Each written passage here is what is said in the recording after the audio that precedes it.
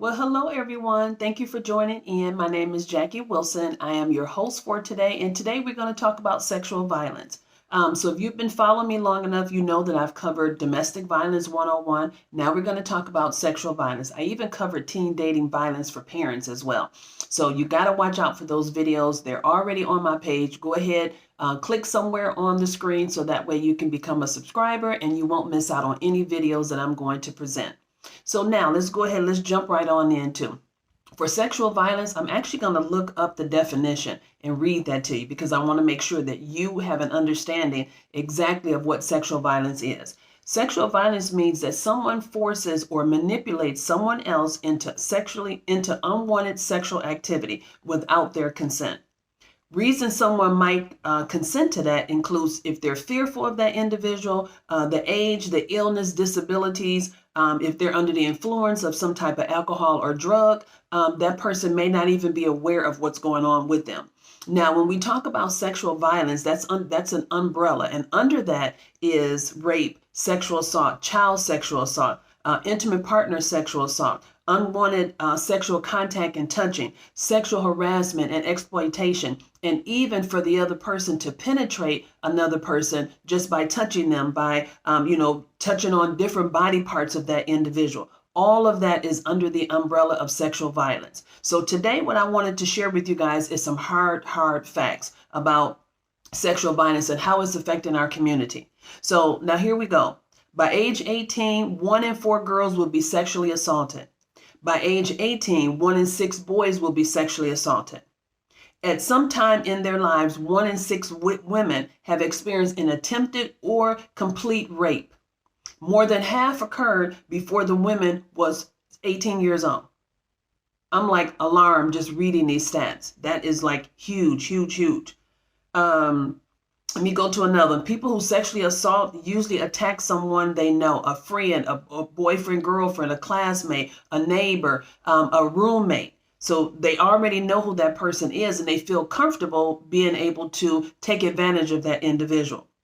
Now, of adults, 73% knew the attacker. So as I just mentioned to you, they know because it's a friend, family member, a neighbor, someone that they go to school with. So now let me read a few more stats with you because as I was going through this, I was like, wow, this is really alarming, this information that I'm finding out.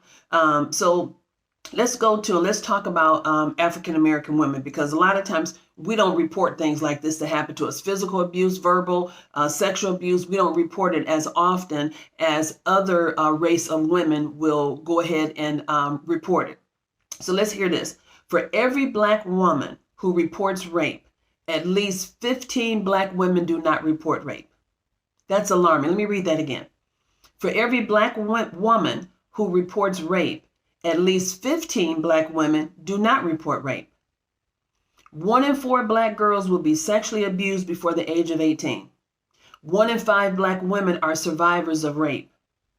35% of Black women experience some form of sexual violence during their lifetime. 40 to 60% of Black women report being subjected to coercive sexual contact by the time they turn 18 years old. These stats are so alarming, and we really need to look at this as a serious situation and to be able to help someone that could be in this type of a situation, find themselves in this situation. Someone has taken advantage of them, they've manipulated them, they forced them into a sexual act. If you know that someone has experienced that, get them help. Help them to go with them to see a therapist if that is what it needs for some people. And some people do need that. Some people say they don't need it. I feel like anybody that has experienced a life-altering situation like that, therapy, it should be on the top of your list to go. So that way you can go and talk to someone that's non-biased. They'll listen to you, a therapist, a trauma therapist. They'll be able to answer questions that you may have, any concerns that you have, to be able to help you continue on moving forward. Not feeling stuck, not feeling like guilty, not feeling ashamed, not feeling embarrassed, not feeling like it was your fault of what you experienced, of what that person did to you. They violated you. So there's no reason for you to feel guilty about somebody violating you. Okay. So I want to go ahead and just read a few more stats for you all. 1 in 3 women and girls experience physical or sexual violence in their lifetime, most frequently from their intimate partner. So they know these individuals. 71% of all human trafficking victims worldwide are women and girls. And out of 3 or 4 of these women and girls are sexually exploited. Wow. This is some alarming information that I'm sharing with you all. I'm just like so taken back from all of this information that I'm sharing with you. And so let me go into the LGBTQ community because they deal with this too. So 47% of all transgender people have been sexually assaulted at some point in their lives. 47%. And let's say, let me find some more stats for you. So we go to 44% of lesbian women and 61% of bisexual women, compared to 35% of heterosexual women experience rape, physical violence, and or stalking by an intimate partner in their lifetime. 26% of gay men, 37% of bisexual men, compared to their counterpartners of 29% of heterosexual men, experience rape, physical violence, and stalking in their lifetime from an intimate partner relationship.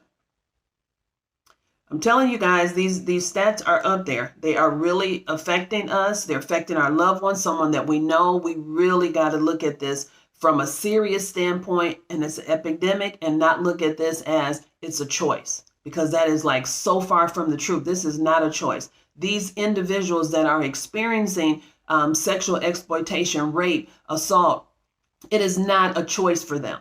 And so we really need to be mindful of this and be able to, help other people to see that this is very serious situation. So now let me go into the military. The military, unwanted sexual contact. 26,000 people in the military have reported that. Out of it, let me show you what the breakdown is. 14,000 have been men. 12,000 have been women. Servicemen who experience other forms of sexual violence. 23% have been women and 4% have been men for sexual harassment. Cruelty and offensive behavior. 41% women, 20% men. Unwanted sexual attention. 23% women, 5% men. Sexist behaviors. 47% women, 15% men. This is in the military, guys. This is alarming that it's happening like this. Wow. We got some work to do. We definitely have some work to do.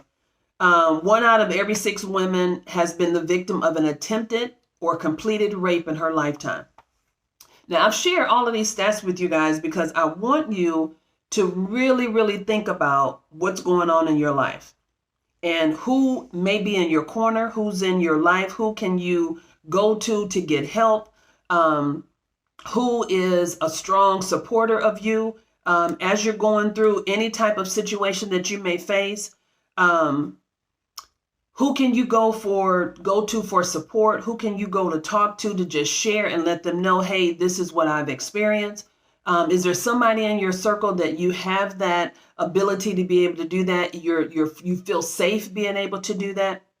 If you don't, let me give you this number to RAIN. This is a great organization. They have a 24-hour helpline, and they would be more than happy to help you. That number is 800-656-HOPE, and those last four numbers are 4673. So let me give you that to you again. So it's 800-656-4673. You can contact RAIN. They'll be more than happy to assist you. It's RAINN. And they'll be more than happy to assist you and help you through the process, help to answer any questions that you may have. They'll be more than willing to do that. They'll point you in the right direction of where you need to go, step by step, of what steps you need to take in order for you to get the help that you need. Okay. So please, by all means, if you know of anyone that has experienced or has experienced it in the past or has recently experienced any type of sexual violence that has happened in their life, please, please, please get them to a therapist. Don't force them to report it. That part they have to do on their own. They'll be more likely or willing to go to the hospital versus you having to get them to report what just happened to them. That's going to take a little bit of time. Allow them that time as they're going through that process. Don't say, well, it didn't happen to you, or you would want to go and report it, because for them, reliving that experience all over again is additional trauma to them.